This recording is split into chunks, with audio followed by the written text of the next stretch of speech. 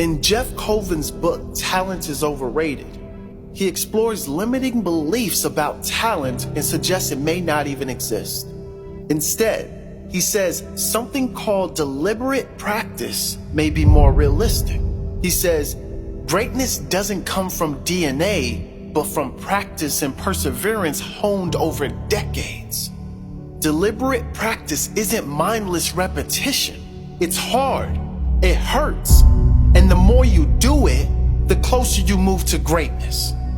Talent does not equal achievement. You can have all the talent in the world, but if your mind isn't right, you'll never be great. If you're a talented guy who refuses to put in the work, it's only a matter of time before someone hungrier eats you alive.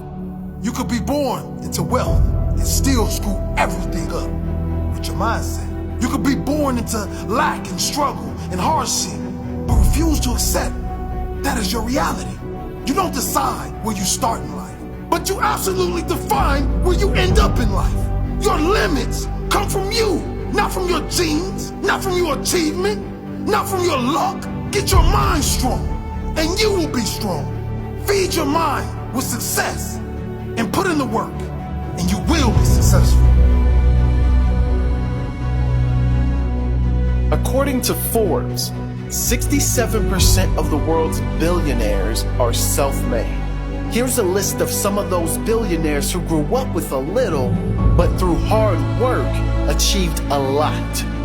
Oprah Winfrey, Howard Schultz, Ralph Lauren, Larry Ellison, John Paul DeJoria, J.K. Rowling, who was on welfare before she wrote Harry Potter, Moed Altraq, who was born in the desert in Syria, banned from school, and went on to make $2.6 billion from scaffolding. Tom Brady, now recognized by many as the greatest NFL quarterback of all time. But Tom Brady was an average college quarterback. His combined statistics prior to the 2000 draft were, at best, average, and that's being very generous.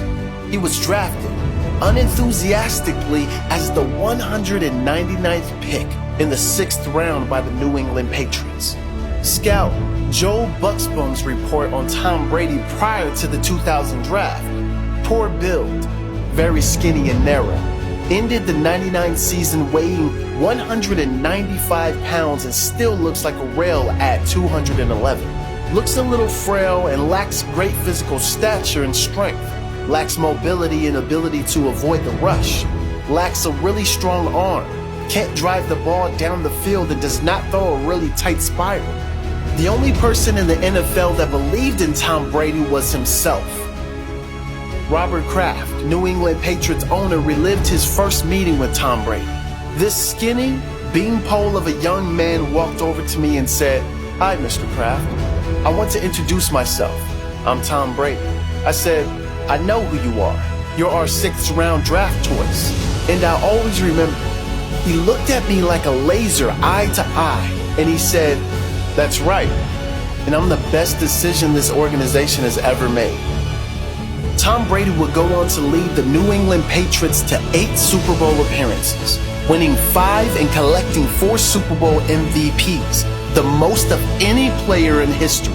As a result of Tom Brady's steely self-belief and absurd level of determination, he has now entered the conversation for the best quarterback of all time. Was it talent, or was it hard work and desire that led to his success? So, if you were planning to use the excuse of talent, think again. If you are planning to use the excuse of privilege, think again. Think bigger. Think better. Think about what you can do with your own work. Take responsibility for where you are in life and work until you get to where you want to be.